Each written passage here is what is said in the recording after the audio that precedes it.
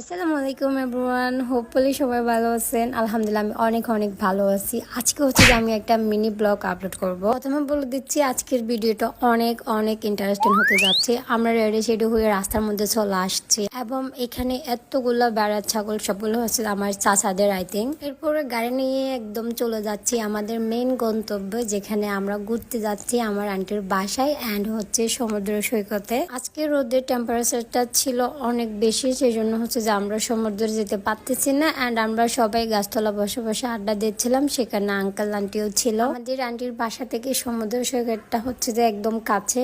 So এরপর হচ্ছে যে আমার ছোট ভাই হচ্ছে যে মানে এন্ট্রি দিচ্ছিল, এখানকার পরিবেশটা দেখাচ্ছিল।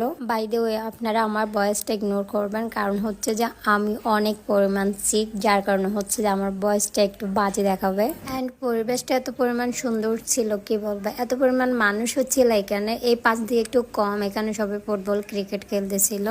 সো ওই পাশ দিয়ে হচ্ছে যে অনেক অনেক মানুষ, সেটা বলার বাহিরে। যদিও আমি আপনাদেরকে সব দেখাতে পারতেছি না। আমাদের ইচ্ছে ছিল একদম মেইন বর্গপুর দিকে যাব, বাট আমরা সময় সাপেক্ষে যেতে পারি নাই, আমাদের সময়ও শর্ট ছিল।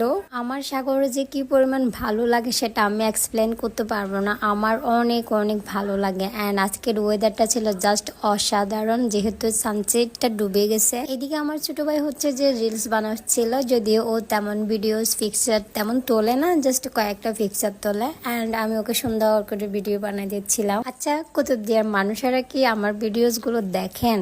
অ্যান্ড এই জায়গার মধ্যেই কে কে আসছেন সবাই কমেন্ট বক্সে জানাবেন। অ্যান্ড জায়গাটা কেমন সেটাও জানাবেন। এটা হচ্ছে আমার পিচ্চি, আমার বড় ভাইয়ের ছেলে।